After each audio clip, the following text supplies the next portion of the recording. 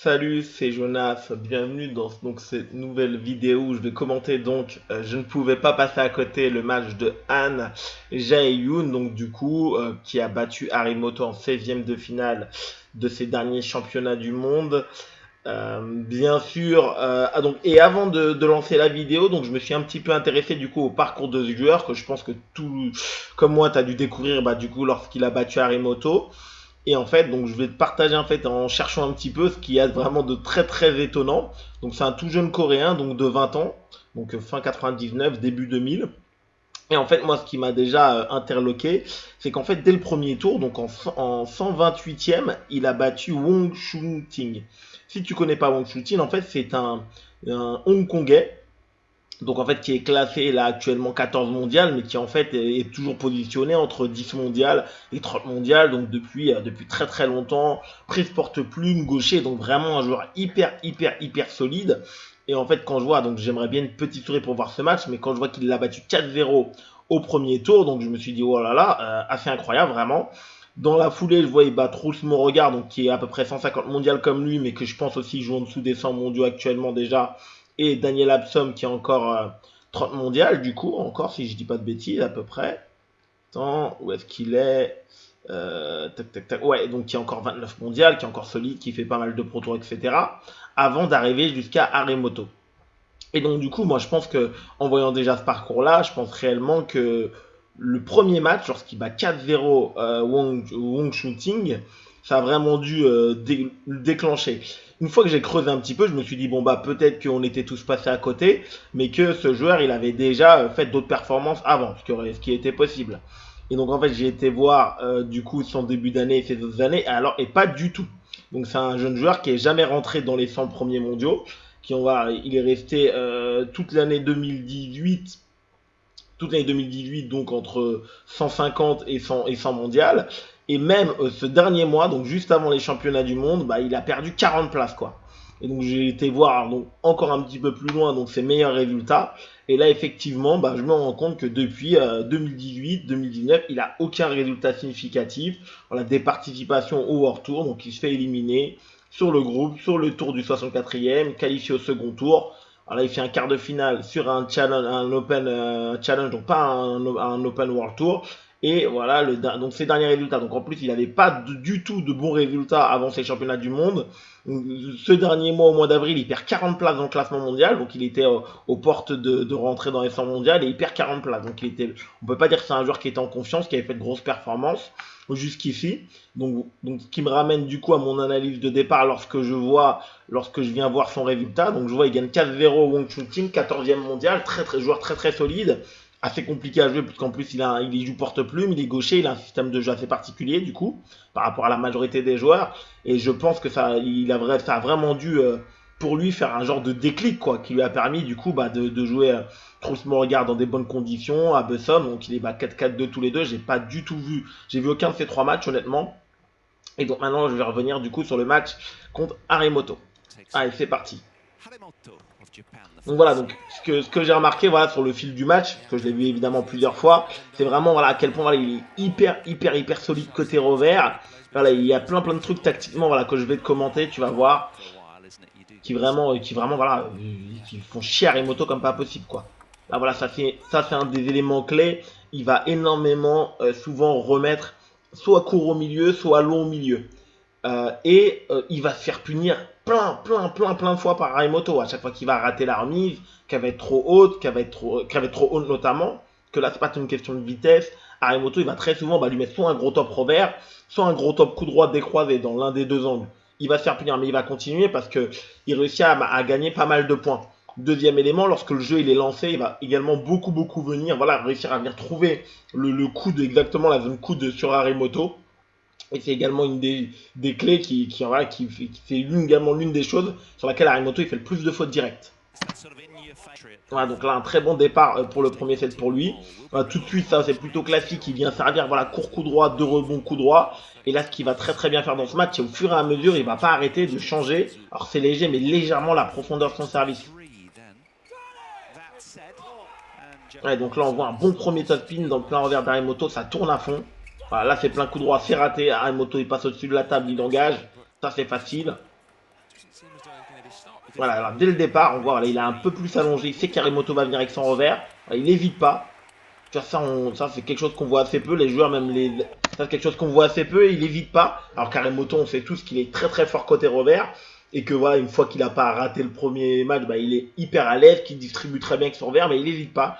Il vient servir très long, rapide, et donc du coup il engage le jeu contre Arimoto en revers, et il parvient à gagner le point, donc ce qui est vraiment rare en fait, et très peu de joueurs osent le faire. Ah, donc là, ouais, il a mangé le service, ça arrive.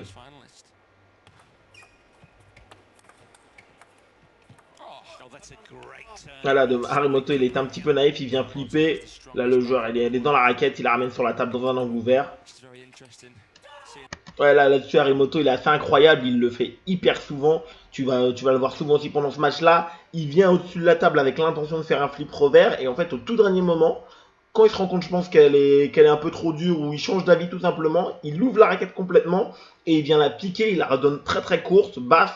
Et donc ça c'est vraiment un mouvement que c'est le seul joueur à ma connaissance à faire. Surtout que voilà, il part avec l'intention de flipper, et Ocharov aussi, mais vraiment genre très très fort en revers. Il part avec l'intention de flipper, au tout dernier moment il ouvre la raquette et il vient l'appliquer et elle revient vraiment courte et basse quoi.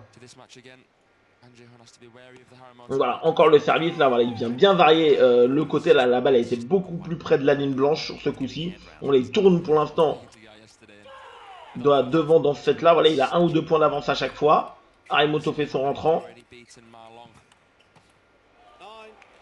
Là on voit c'est une erreur d'Harimoto, hein. Il a déjà bloqué 2-3 fois que le revers, il va chercher le plein revers alors qu'elle est très très excentrée dans sa zone coup droit. Ah, et donc là un excellent service dans la première prise de risque. Voilà, naturellement on pourrait penser qu'il va raccourcir le service. Et en fait du coup il vient servir très long au milieu de table. Parce qu'il sait que voilà, Harimoto il va avoir tendance à vouloir venir flipper pour se mettre en confiance et lancer le jeu. Pour surtout pas donner une balle longue. Et en fait bah, du coup il les surprend. Il vient servir très long au milieu de table. Harimoto il se retrouve avec son revers un petit peu bloqué. Alors voilà, c'est jamais une faute directe. La balle elle va pas dans le bas du filet, pas à leur niveau. Mais voilà, il top spin, mais au tout dernier moment elle touche la bande du filet. Ça c'est vraiment parce que le service il était super bien exécuté. Voilà, et après derrière on fait, voilà, là c'est vraiment superbe. Derrière on fait un service beaucoup plus classique, il fait un service beaucoup plus classique, court latéral coupé dans le coup droit, Harimoto vient flipper, et là par contre ce qui est super étonnant c'est qu'encore, voilà, il prend une prise de risque qui est assez incroyable, il part en pivot alors qu'il ouvre complètement la table à Harimoto, alors qu'Harimoto, voilà, il aurait pu revenir remettre court, il aurait pu venir au tout dernier moment, même aller la flipper dans le plein coup droit, il prend le pivot, il se recule un peu de la table et il fait un super contre-top, voilà. Il va pas à 3000 à l'heure sur le contre-top, voilà, il est bien placé, surtout très long dans le revers d'Harimoto.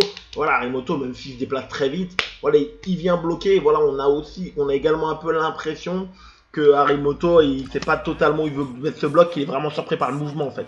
C'est très très rare. Voilà, donc il prend ce premier set.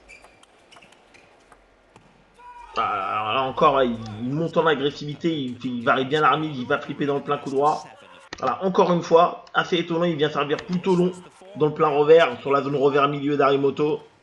Voilà, après il revient à un service plutôt classique. Court dans le coup droit, là ça se joue dans le petit jeu. Là c'est normal, hein. Là c'est tout à fait normal lorsque tu as fait un effort technique pour gagner le premier set sur un joueur plus fort que toi. Là c'est pareil au niveau. Là Harimoto il met un coup de collier en termes de concentration. L'autre forcément il y a une forme de pression. La pression descend un petit peu parce qu'il a réussi à prendre le premier set. Et là Harimoto avec son niveau de jeu courant, bah, il réussit à faire un bien meilleur départ de set. Voilà, et là c'est un peu plus solide, il s'applique un peu plus. Harimoto il fait monter son niveau de jeu. Voilà, c'est pour ça, hein, quand on est plus fort c'est normal. Ah, donc là, il prend beaucoup de points d'avance au départ. Ah, c'est pas forcément l'autre qui joue moins bien, c'est vraiment Harimoto qui réussit à faire grimper son niveau de jeu. Voilà, c'était incroyable, les efforts en coup droit qu'il fait. Ah, malheureusement, là, toutes les balles étaient dans la raquette d'Harimoto, il n'y a pas de faute de ce côté-là. Voilà, c'est vraiment là un coup qu'on voit qu'il est en confiance parce que il fait une remise, elle sort, elle est un petit peu de rebond dans le coup droit. Harimoto, le top spin, il est pas extraordinaire, mais il est quand même assez profond, il y a de l'effet dedans. On voit qu'il a bien tiré sur les jambes et là il se replace et il met un contre-top revers diagonal, voilà, alors qu'il a fait 2 et on sent bien voilà, qu'il a pas abandonné le set encore, hein, que vraiment c'est vraiment avec de la maîtrise qu'il le fait. C'est ça surtout qui est impressionnant. Voilà, donc c'est ça, il tient vraiment Harimoto en revers. Sur ce duel revers, il recule pas des masses, il est vraiment à voilà, 20-30 cm de la table, il la joue très très tôt, comme Aremoto d'ailleurs. Ah, donc là, Aremoto conclut le set. Là, ça repart pour un nouveau set. Psychologiquement, l'atout principal, c'est qu'en ayant pris ce premier set, tu sais que tu te donnes beaucoup de temps pour trouver des stratégies. Quand tu joues, quand tu sais que tu es sur un adversaire qui est plus fort que toi, comme c'est le cas, comme le coréen. Voilà, encore magnifique. Il sert, là ce coup-ci, il prend le pivot en ligne droite. Voilà, il abrège l'échange. Voilà, il n'avait pas fait du match. Ouais, là, il est impressionnant parce que voilà, là, d'habitude, les joueurs ils reculent, ils subissent, lui il reste à mi-distance et il produit, il produit. Voilà, il est hyper impressionnant parce que c'est vraiment Aremoto qui a dirigé les 2-3 premiers échanges et après c'est lui qui s'est installé sur sa ligne de sol, hop, et qui a produit et surtout voilà, il a réussi à trouver souvent la zone coup droit d'Aremoto qui n'a pas réussi à reproduire un contre-top dessus. Très beau mouvement d'Aremoto. Voilà, cette capacité-là à changer au tout dernier moment donc de raquette. Ah, là encore, il rate le point, mais voilà, c'est vraiment lui qui reprend derrière. Hop, l'ascendant, c'est lui qui produit à chaque fois, quoi. Là, vraiment, si elle touche la ligne blanche, c'est vraiment pas volé, quoi. Là, on voit qu'il a beaucoup d'intention.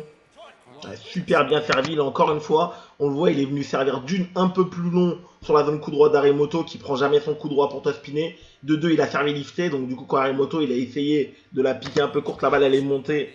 Là, le Coréen, il a pu avancer hyper fort dans la balle.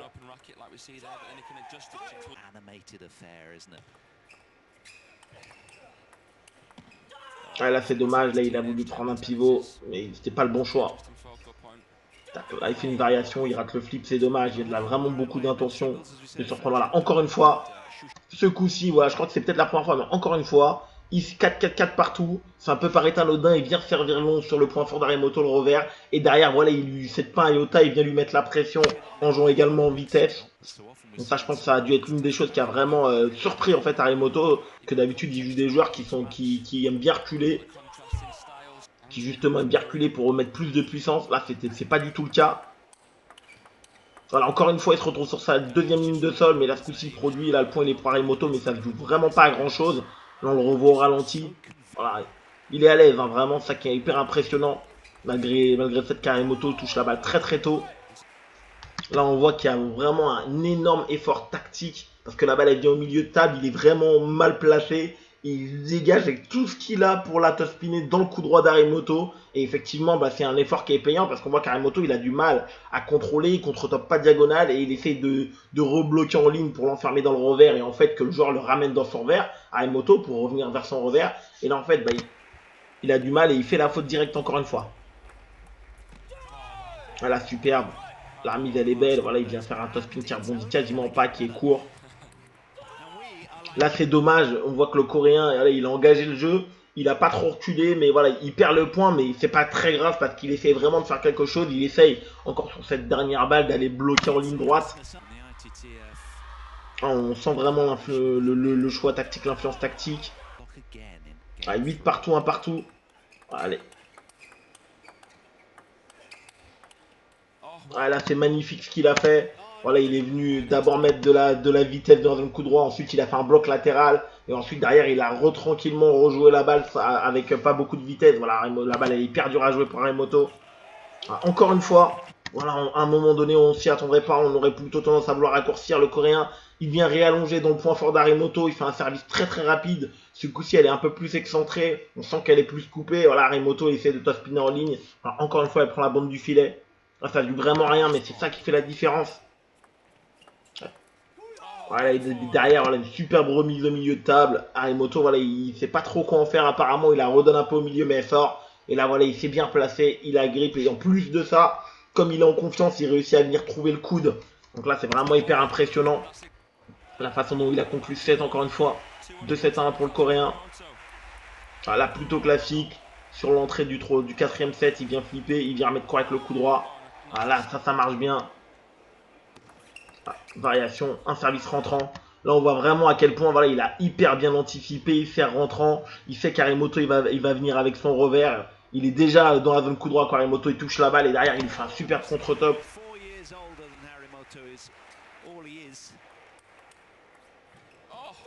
Là, c'est dommage. Hein, le deuxième top spin là en pivot, il n'est pas bien placé.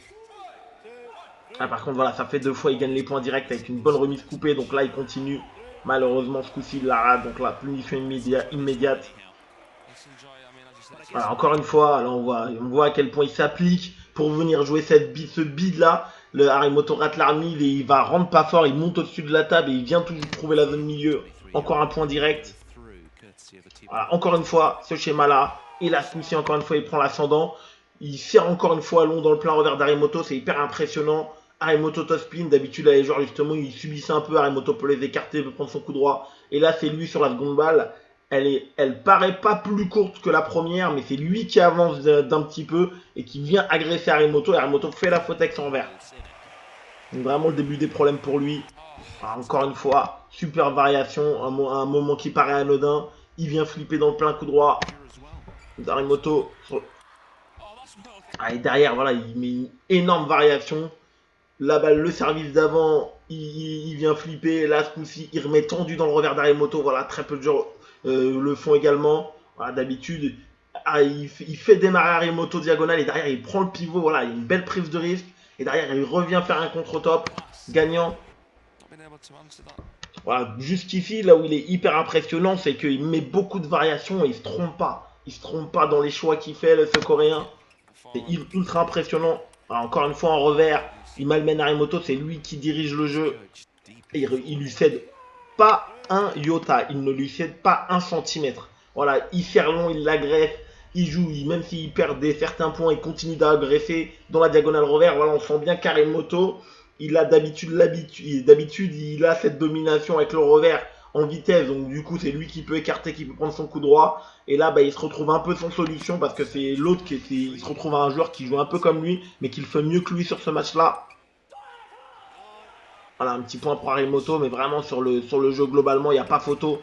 Tactiquement, voilà, le Coréen, il est hyper impressionnant. Il met énormément de variations.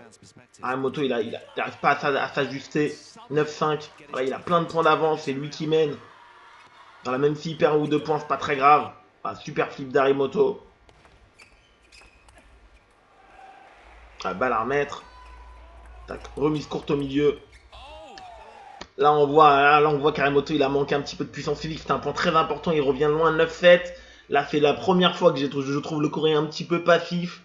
Le Harimoto remet, c'est lui qui prend le premier démarrage. Là, le Coréen, il bloque vraiment en reculant. Il est un peu dominé. On sent qu'il est un peu crispé. Mais par contre, il a réussi volontairement. Il revient bien sur la zone milieu. Et là, Harimoto, il se dégage pas assez. On sent qu'il manque de puissance physique là pour prendre son coup droit. Et voilà, malheureusement, la balle n'est pas très dure, mais il la rate. Donc 17. Ah, et donc du coup là sur cette dernière balle, service rentrant de rebond qui sort là dans le revers du Coréen, qui prend pas de risque, hein, on voit le top spin il est vachement assuré, il n'y a pas trop de vitesse, et là on sent voilà pareil comme je disais tout à l'heure Harimoto, il manque un petit peu de confiance, il sait pas trop quoi en faire, il essaye en même temps de l'accélérer, en même temps de venir la jouer en ligne, même si le joueur il a pas l'air très très mobile en face sur ce point là, voilà il la rate, on sent qu'il est un petit peu décontenancé Harimoto, ah, c'est ça, on sent voilà, même là dans son attitude. Voilà, on voit qu'il perd ce point, mais on sent qu'il est un petit peu décontenancé par ce qui est en train de se passer, par le jeu, par le système de jeu que lui propose son adversaire. Ah donc, 3-7-1. Donc vraiment, voilà, dans un fauteuil pour l'instant. Voilà, mais on le voit bien sur la fin de set, là, comme je disais, voilà, il a été un peu plus conservateur. Voilà, Harimoto, il a réussi quand même, première fois, à faire une grosse série de points. Voilà, Harimoto qui change le placement de son service, qui vient servir un peu beaucoup plus dans la zone revers, court dans le revers.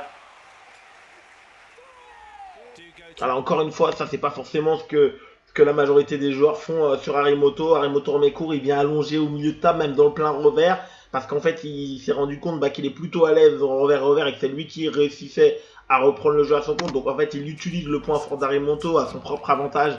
Ça c'est ultra intéressant. Voilà, encore une fois, magnifique. Voilà, il vient au tout dernier moment, il vient allonger au milieu de table. Harimoto, il est complètement surpris, il est collé à la table. Il s'attend à une remise courte, du coup, il repousse long. Et derrière, voilà, le Coréen, enfin, super top spin dans le plein coup droit d'Harimoto qui la touche pas. Voilà, un point défense ballot, ça arrive. Harimoto conclut, très bien. Voilà, toujours voilà, ce jeu sur le service du Coréen. Voilà, la longueur dans la zone coup droit.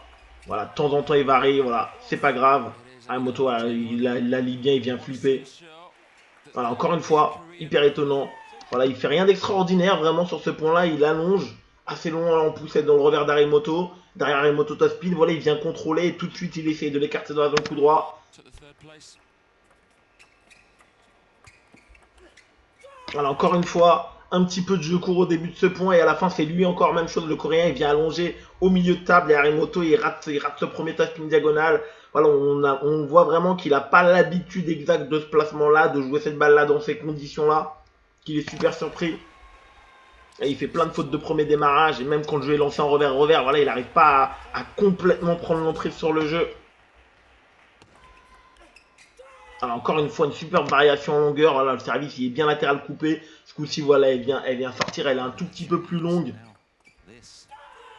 Le Coréen continue de chercher à faire des choses différentes en remise de service. Il vient avec le coup droit, il vient avec le revers. Voilà, ce coup-ci, il avait essayé d'allonger ses montées, il s'est fait punir. Et voilà, là où il est impressionnant, c'est ça. Alors, encore une fois, il le refait, le bloc coupé. Le jeu, il est lancé. Il va dans le coup droit, il revient dans le revers. Arimoto l'amène au revers, il lui fait un bloc coupé. Quand Arimoto, il essaie de venir la greffer avec son revers pour venir casser l'effet latéral, mais elle est trop dure. Il fait la faute directe. Ouais, là-dessus, Arimoto, je l'ai dit dès le début du match, il est hyper impressionnant. Service court du Coréen. La balle, elle monte, elle est basse. Et au tout dernier moment, Arimoto, il change. Je sais pas parce qu'il pense qu'elle est trop dure ou il s'était prévu. Il change, il ouvre complètement la raquette. Il vient la piquer juste derrière le filet au milieu de table. Le Coréen est surpris. Il vient essayer de la repousser au milieu parce que ça a bien marché pour lui. Mais malheureusement, la balle est molle en fait. Et du coup, il la pousse dehors. Donc là, du coup, voilà, 18 pour Arimoto. 2 balles de 3 jeux à 7. Voilà. Même chose, il essaie de réallonger au milieu de table.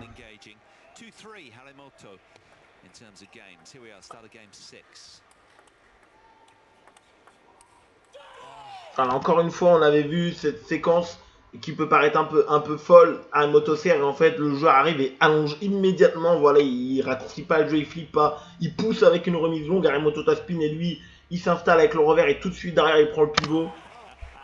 Ce qui est hyper impressionnant chez le Coréen là quand on le voit jouer, c'est vraiment la variété de situations qu'il a proposé à Arimoto tout le match. Des jeux en revers, parfois des pivots, tout de suite, des fois des remises très longues.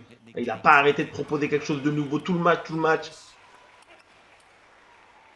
Surtout, voilà, ces nombreux duels gagnés contre Arimoto dans la zone revers.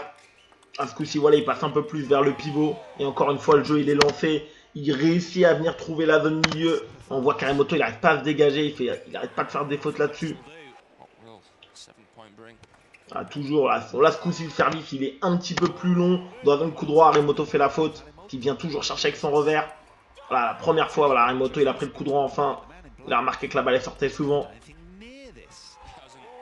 Voilà, comme tout à l'heure, 3-2 pour le Coréen, 5-4 partout, c'est un point qui peut paraître anodin. Le jeu est lancé en revers, Arimoto le fait bouger, mais il ne subit pas, il va pas se cacher. Il vient jouer avec le revers, il met la pression sur Arimoto et c'est Arimoto encore une fois qui fait la faute. Donc 5 partout. On va bientôt arriver dans le money time. Voilà, encore une fois, il sert plutôt long, il fait démarrer Arimoto avec son revers en plus. Vraiment, il utilise vraiment le point fort d'Arimoto à son avantage. Il se retrouve en phishing, voilà, c'est compliqué. Donc là, c'est vrai, il recule beaucoup plus que sur les premiers sets. Mais voilà, mais par contre, il est toujours aussi efficace en service remise. Et surtout, il réussit à gagner des points sans qu'Arimoto fasse beaucoup de touches de balle. Voilà, encore une fois, c'est le cas avec le revers. Alors encore une fois, là, il propose quelque chose qu'il n'avait pas fait. Un flip au milieu de table, à ce coup-ci, Arimoto la joue bien. Là, magnifique, le placement encore une fois. Arimoto vient flipper avec le revers et là, lui, il vient la prendre hyper tôt. Voilà, elle a à peine touché la table qu'il est déjà au-dessus. Et surtout là, d'une, il vient la toucher, de deux, il réussit à la rejouer encore une fois dans le coude d'Arimoto. Donc vraiment, le placement, il est excellent. Voilà, ça lui permet de passer devant 8-7.